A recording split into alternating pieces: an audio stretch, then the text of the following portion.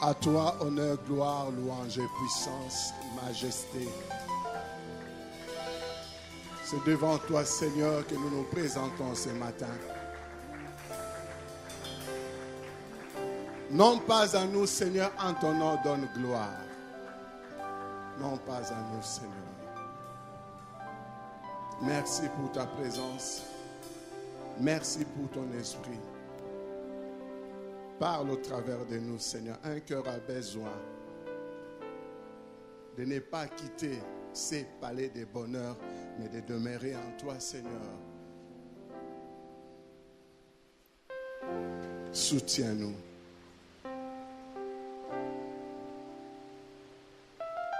Au nom puissant de Jésus. Amen. Que le nom du Seigneur soit glorifié. Il mérite que nous puissions chaque fois l'adorer. Il mérite aussi les acclamations. Car c'est lui qui a fait que tu sois là ce matin. Nous sommes rien sans sa présence, sans son esprit. Et surtout, si nous n'avons pas sa parole, tout ce que nous pourrons vivre ici ne sera d'aucune importance pour notre destinée. Merci pour le roi. Pourquoi quitter ces palais de bonheur pour un sentier de misère? Pourquoi sortir de la maison de Dieu pour perdre ta destinée à cause du voix, de tes sentiments ou du monde? Le vieux prophète est en train de rôder. Le diable, le vieux prophète est l'image du diable. Il est en train de rôder. Chers frères et sœurs, faites très attention. Ne quittez pas ces palais de bonheur pour un sentier de misère. Je vous en supplie. Car tu es appelé à arriver jusqu'à là où tu verras ton Dieu face à face. Merci Seigneur. Nous disons merci à notre pasteur, notre papa. Nous n'avons pas encore fini d'apprendre à ses pieds. Les coachings continuent. Je parle du coaching parce que j'ai été inspiré depuis 1998 par cet entraîneur français Aimé Jacquet. Il m'avait vraiment inspiré dans le vrai sens d'un coach. À l'époque où la France avait remporté la Coupe du Monde, il m'avait beaucoup inspiré. Pourquoi? Quand je suis devant quelqu'un que j'estime, que je valorise, je préfère voir l'image d'un coach. Parce qu'un coach joue beaucoup dans la vie d'un bon joueur. Alléluia. Qu'il soit béni là où il est. Depuis quelque temps, bien-aimés, nous sommes en train de parler sur quoi se base les parcours de ta destinée. Sur quoi se base les parcours de ta destinée. Nous avons tiré cela dans le livre de 1 roi. Ouvrez vos Bibles dans 1 roi, le chapitre 13. 1 roi, le chapitre 13. C'est là où nous avons été inspirés pour parler de ce thème, sur quoi se base le parcours de ta destinée. Mais en cette version, il y aura beaucoup de choses que j'aimerais ajouter. Puisque ça fait plusieurs mois, c'était le 21 mai et le 28 mai que j'avais parlé de ce thème. Aujourd'hui, Dieu a fait grâce que je revienne encore, mais il y aura beaucoup de choses qui se sont ajoutées. Mais en parlant, je vais rappeler, mais autrement, ceux qui ont l'habitude d'écouter nos messages se retrouveront. La Bible dit dans 1 roi 13, « Or, un prophète avait reçu l'ordre du Seigneur de se rendre du pays de Juda à Bethel. Il y arriva au moment où Jéroboam était occupé à faire brûler un sacrifice sur l'autel. En ce moment-là, le roi n'avait pas ordre de brûler l'offrande, de brûler les sacrifices sur l'autel. C'était la désobéissance. Verset 3.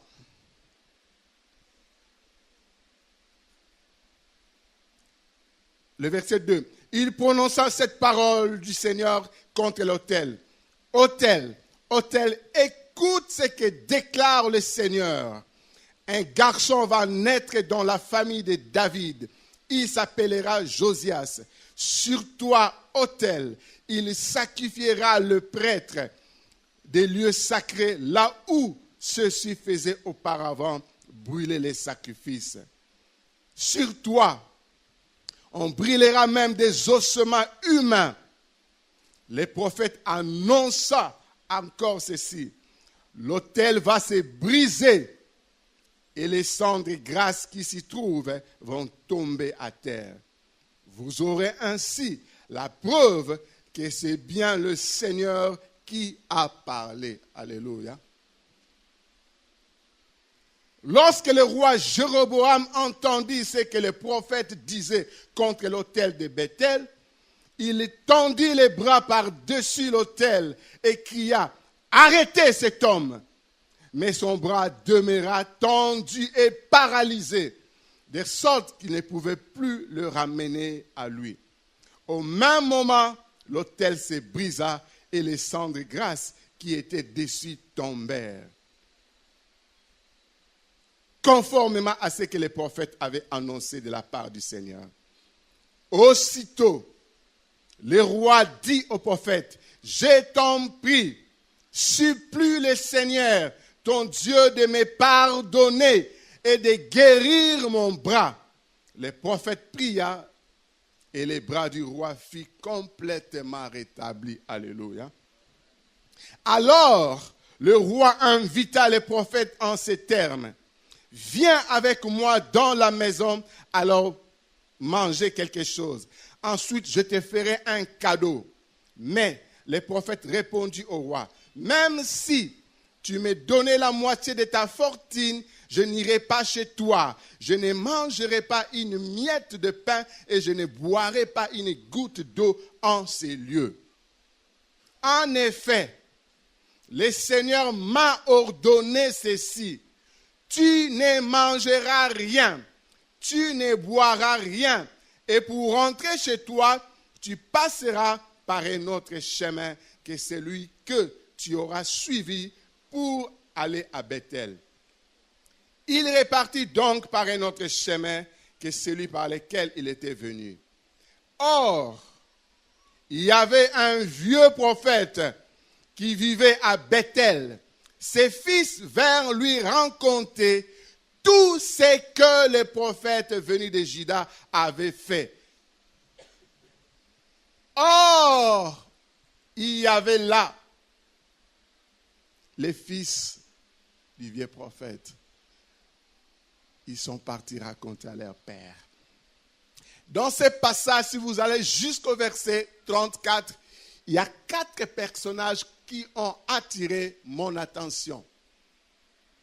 Le jeune prophète qui a reçu mandat, il a reçu l'ordre de l'Éternel pour venir corriger les choses. Parce que le roi Jéroboam marchait dans de mauvaises voies. Il était dans la désobéissance. Et le jeune prophète, tellement qu'il avait rempli les critères qu'il fallait, Dieu l'avait envoyé pour aller dire à ce roi que, attention, ce que tu fais ne plaît pas à l'Éternel.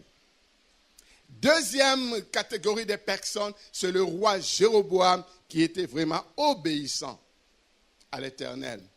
Troisième groupe de personnes, les fils du vieux prophète. Et la 4e personnage, c'est le vieux prophète. Ces 4 catégories de personnes, nous les voyons dans la société. Partout où nous pourrons être, nous voyons ces 4 catégories de personnes. Nous les voyons dans la société, nous les voyons même à l'église, ces catégories de personnes. Bien-aimés, la destinée de plusieurs personnes sont brisées par le fait de vouloir plus écouter la voix du monde ou de leurs sentiments en s'écartant de recommandations de Dieu. Comment les jeunes prophètes qui avaient reçu mandat s'est écarté de ces recommandations.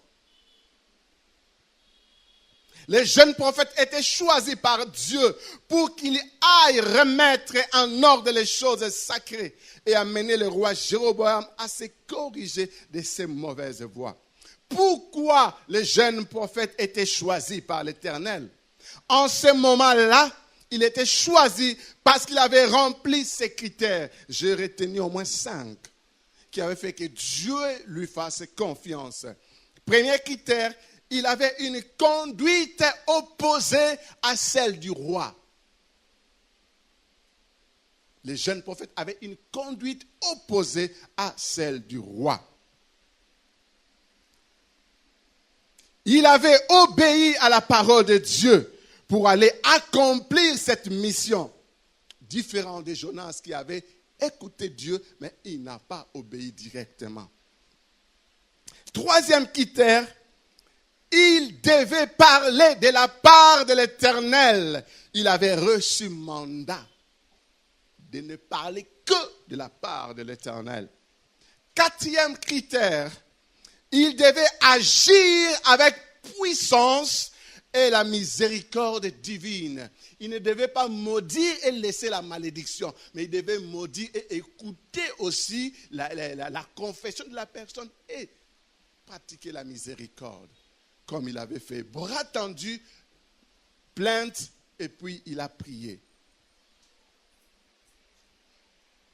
Cinquième critère, il était séparé du mal. Avec ces critères, il avait le dessus sur le roi. Il avait l'autorité sur le roi. Il avait le pouvoir sur le roi. Parce que Dieu l'avait mandaté. Deuxième catégorie, nous voyons le roi, Jéroboam. Malgré tout, le roi n'avait pas l'intention de changer et de se conformer aux ordres de l'Éternel. Voilà pourquoi le monde va mal quand ceux qui gouvernent ne savent pas faire les choses dans la crainte de l'Éternel. C'est cachant ou on les cache. Derrière ces passages qui est connu de tout le monde, même les païens. Toute autorité vient de Dieu. C'est vrai, on doit obéir à l'autorité qui est établie. Mais Dieu n'est pas comme nous les hommes. Quand il a écrit, quand il a dit, quand Paul déclarait que toute autorité vient de Dieu, mais j'aimerais te dire, tout celui qui exerce cette autorité, s'il ne marche pas dans l'obéissance à Dieu, il sera rejeté. Et le sort final, c'est la mort. C'est clair. Nous n'avons pas à aller à gauche, à droite. Toute personne qui se dit être mandatée, établie par Dieu, portant l'autorité de Dieu, s'il marche en désobéissance, il sera rejeté. Et après, c'est la mort qui s'en suivra. L'exemple de Saoul nous enseigne. Saoul, roi choisi, jeune, choisi, établi, sage, mature, mais à cause de la désobéissance, il était rejeté.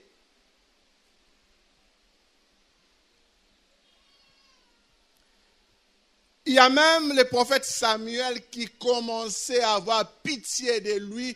Dieu est venu lui dire, jusqu'à quand continueras-tu à pleurer sur Saoul? Je l'ai déjà rejeté. Il interdisait même qu'on puisse prier pour Saoul. Toute autorité vient de Dieu. Mais sois obéissant, sois soumis à Dieu, respecte les peuples, honore la volonté du peuple si tu veux demeurer longtemps. Et nous voyons ici dans ce passage, notre passage, au verset 33 et 34, qu'est-ce que la Bible dit? Versets 33 et 34. Malgré l'avertissement qu'il avait reçu, le roi Jéroboam ne modifia pas sa mauvaise conduite. Il continua de désigner des gens du peuple comme prêtres des lieux sacrés. Si quelqu'un avait envie de ce titre, en le consacrant, il devenait prêtre des lieux sacrés. Cette conduite entraîna toute la famille de Jéroboam dans les péchés. Et c'est à cause de cela que cette famille fut éliminée et disparue complètement de la surface de la terre. Dieu, on ne se moque pas de lui. Ce que tu sèmes maintenant là, tu le récolteras.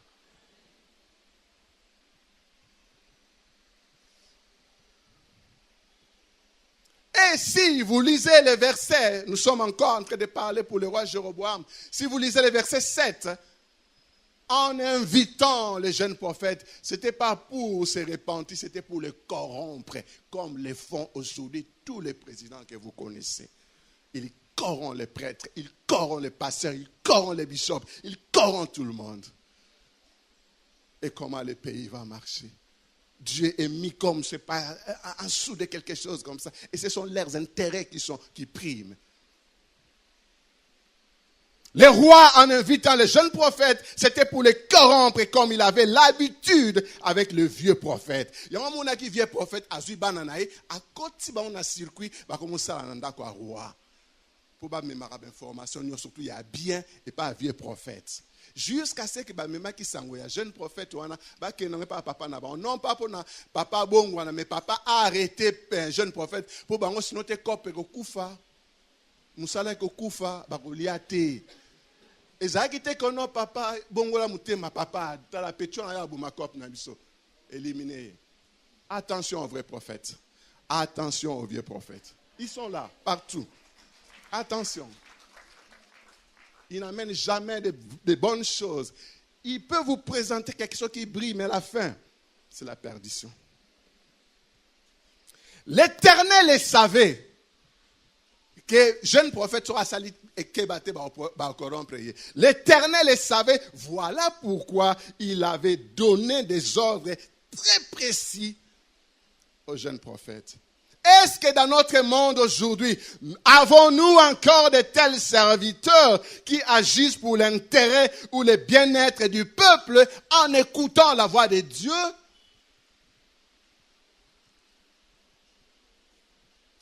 Les fils du vieux prophète.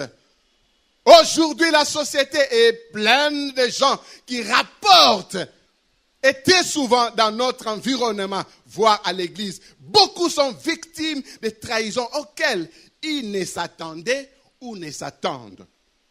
Ils ont du mal parfois à comprendre. Le but de ces fils du prophète était que leur père trouve une solution. Sinon, leur job, leur boulot, leur cop, entre guillemets, prendra fin. Ce n'est pas mauvais de faire rapport, mais quand vous le faites dans le but de détruire, déstabiliser, briser la communion, toucher à l'unité, la joie et la paix, qu'est-ce que vous gagnez? Faites des rapports, mais quand vous touchez la paix, l'unité, qu'est-ce que vous gagnez? Vous êtes des fils du vieux prophète, donc les fils du diable.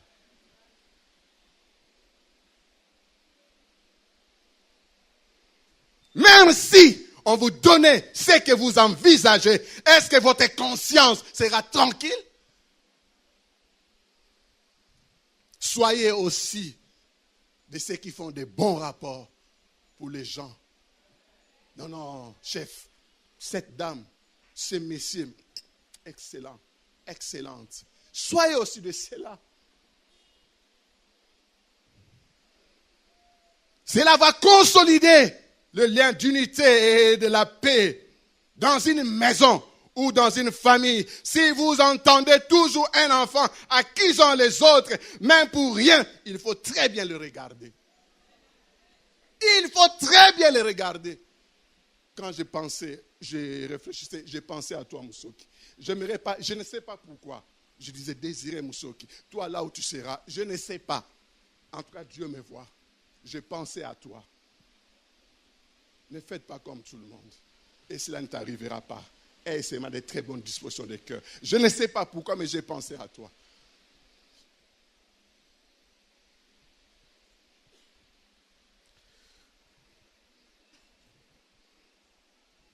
Vous êtes dans un milieu, dans une entreprise, dans une famille, pour consolider l'union, l'unité.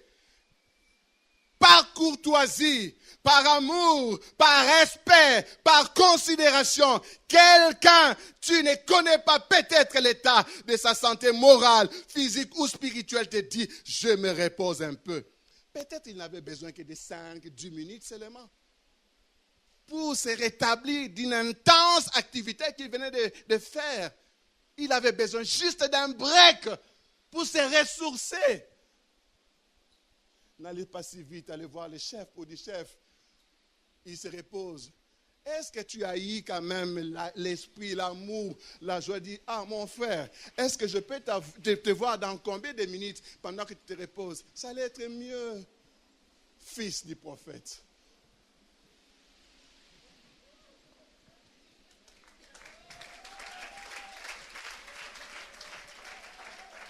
Cette personne n'a pas besoin de plus de minutes pour se remettre. N'allez pas si vite, s'il vous plaît. Vérifiez les buts de son repos. Pensez-vous que quelqu'un a maman et motuna docteur Ntalaja. Et on se bat sur bazan ba WC, bazan ma sumu ou bien bazan ba problème ezaka likola ba rapport ma be basala ibango aza juste mais basala rapport moko azo kokate tama tika paf piqué crise et puis al. Bon prier pour naie. Bon il m'a fait ça. Paf, il est parti. Attention. Les passés Christian l'a rappelé. Moi, je l'ai dans mes notes. Je l'avais dit. Les passés qu'il ne cesse de dire, nous sommes une famille. La famille Babomanaka. Il y a beaucoup de gens qui ont abandonné les familles pour le bien de l'église. Et ailleurs, a commis ce coup de problème. Qu'est-ce que vous gagnez? Qu'est-ce que vous gagnez? Vous êtes des fils de prophètes. Allez loin de la maison de Dieu où les gens respectent la loi établie par l'Éternel.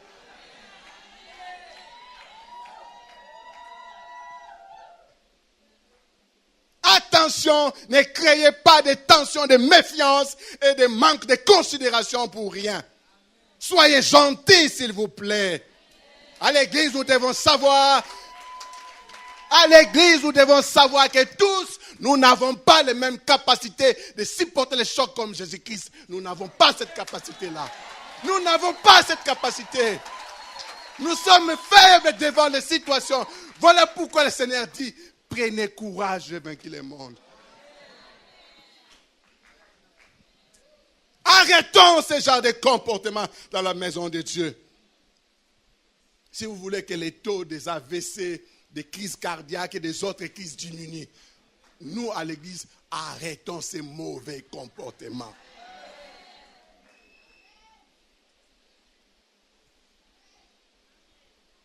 N'arrêtez pas la destinée des autres.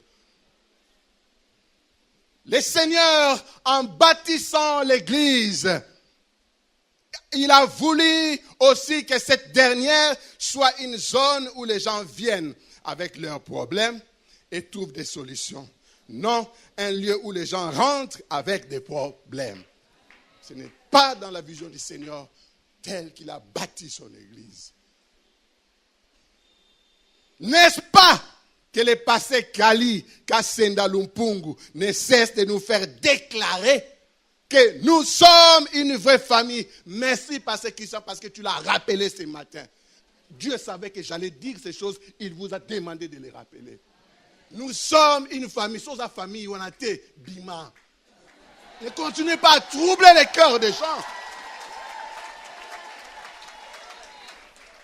Il y a de ceux qui n'ont de famille que leur église n'est inga.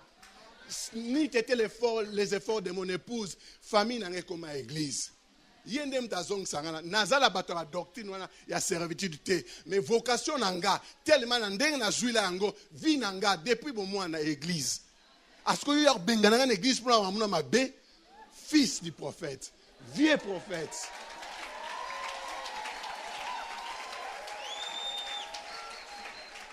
Les vieux prophètes, c'est l'image du diable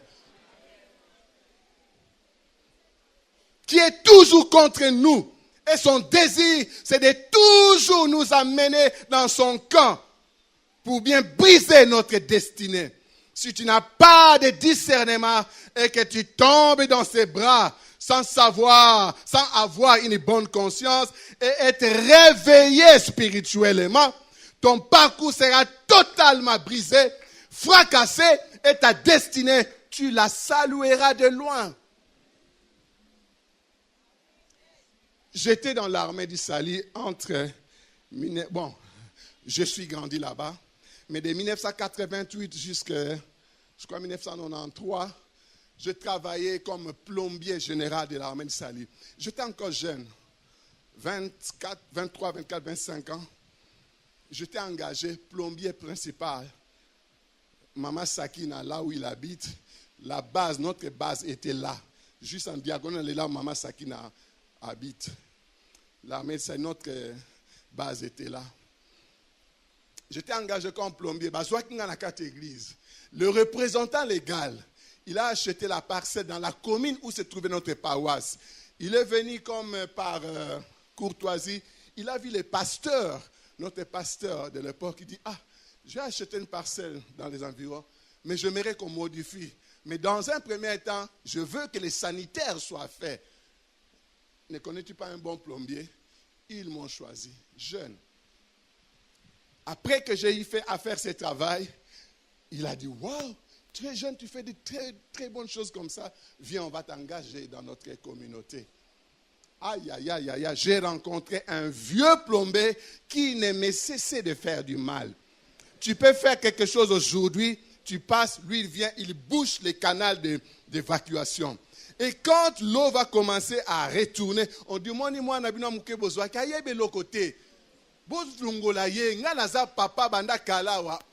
ne comprenais pas. Jusqu'à ce que je commençais à étudier. Et ce qui avait fait que je sois maintenu, je connaissais un peu de l'anglais. Puisque l'armée de Sali, plus les chefs, ils sont tous des Anglais, tout ça, et les Américains. Quand on discute, je savais quand même placer des mots qu'il faut pour me défendre. Et on disait chaque fois, où est ce jeune plombier qui nous fait des rapports clairs et qui nous donne la facilité des choses? Mais les vieux prophètes, les vieux plombiers me faisaient chaque fois du mal. Jusqu'à ce que j'avais pris tous les travaux. Lui, il était plus dans le service médical, mais j'ai commencé même à aller là-bas à cause de ces mauvais sentiments. Bien-aimés, nous sommes dans un monde où chacun sait là où il est en train de partir. As-tu déjà vu dans un avion, le frère Mike est là, il sommes en avion, pilote télématique Shanghai. Non, peut-être que mon va filmer. Réalité. Zone de tribulation ou zone normale, tu dois rester. L'objectif, c'est arriver là où tu es en train d'aller. Zone de tribulation, zone tranquille. Fandanien, il n'y a qu'un seul pilote. Il sait où il est en train de vous amener. Yes! Moi, d'habitude, quand je suis dans l'avion, zone de tribulation, pas, je mets toujours ma ceinture, je me mets calmement. Je prie avant de monter. Dans l'avion, je ne prie pas, je vous dis la vérité. Parce que j'ai pris possession. Je lis ma Bible, je fais tout ce que je peux faire, parce que je sais en qui j'ai placé ma confiance. Il m'amènera à coup sûr vers ma destinée. Yes! Pourquoi ta chute es-tu? Zone de tribulation au Bomaoté. Au comment? Ma destination. Tu y arriveras. Tu arriveras. Bien-aimé, si tu n'as pas de discernement, le vieux prophète se prendra de toi. Ce matin, j'aimerais te poser une question. Sais-tu réellement ce qui soutient la base du parcours de ta destinée? Oyebi yozo sala ke yozala. Oyebi yozo sala ke yoko mamu oipa yozo lukaka. Le sais-tu? Dieu désire à ce que nous puissions atteindre le but final de notre destinée. Il nous parle toujours dans le but d'être attentif, de veiller pour ne pas tomber dans la fatigue physique ou spirituelle. Il attend de nous deux choses importantes que j'ai énumérées. Que nous puissions avoir une relation avec lui pour bien réussir et être là où il nous veut, non là où il ne nous attend pas. Ça sera une perte. Apprenons à fermer les oreilles. Beaucoup de destinées sont brisées par le fait qu'on veut beaucoup écouter. Bien-aimés frères et sœurs, quand nous acceptons de marcher avec le Seigneur, nous devons faire très attention aux sollicitations du monde. Si tu veux garder le parcours de ta destinée, sois ferme dans tes décisions. Sois ferme dans ta vocation. Sois ferme dans ce que l'Éternel te demande. La richesse du monde sans Dieu amène à la ruine. Le Seigneur, quand il attend que nous puissions faire des exploits avec lui, il nous demande des choses simples pour bâtir les fondements de notre destinée. Il donne à chacun ce qui lui concerne. C'est au travers de ces choses qu'il sait comment nous solliciter encore. C'est par ces tests qu'il sait aussi comment nous orienter, soit nous rejeter. Des choses simples pour solidifier notre base là où nous sommes en train d'aller. Qu'est-ce que tu as reçu de l'Éternel? Tu as quelque chose que tu ne peux jamais perdre. Ne sois pas troublé dans l'avion. Le pilote a le contrôle de toutes les choses. Ne sois pas agité. Garde seulement ce que tu as réussi. Je termine par ces deux citations et un verset biblique. Pour aujourd'hui, je termine là. Quelqu'un avait dit, focus on where you want to go, not on what you fear. Focalise-toi dans les choses où il y a ici qu'on a besoin. Kasina o ezo bangisa yote. Oh nakobota te, nakosala te. Non, ne te focalise pas ça. Il n'y a qu'un seul pilote qui contrôle les choses.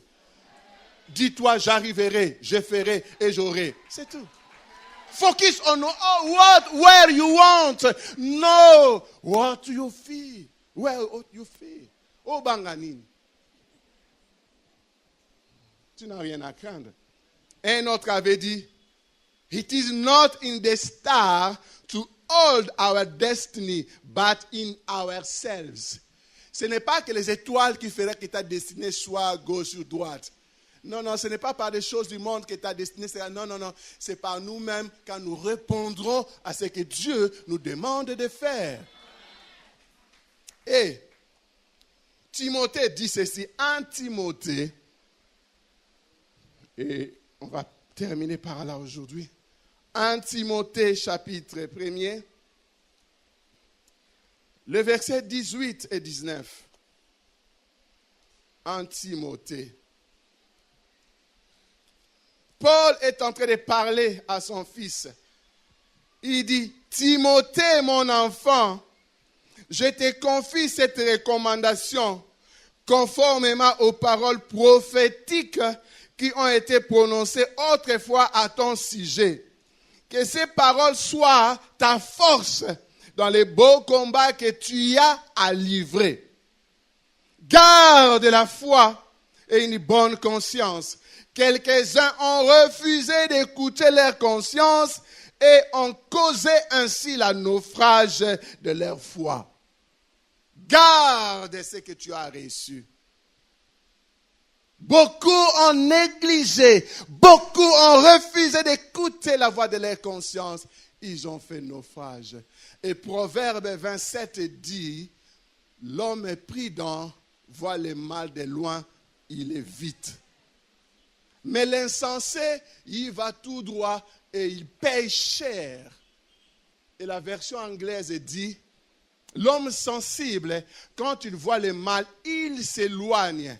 Mais celui qui ne sait pas penser, il va tout droit et après, il le regrette. Je ne veux pas que demain tu puisses regretter. C'est aujourd'hui que tu vas prendre une décision. Sais-tu ce qui est à la base du parcours de ta destinée? Que le Seigneur te bénisse et bénisse sa parole.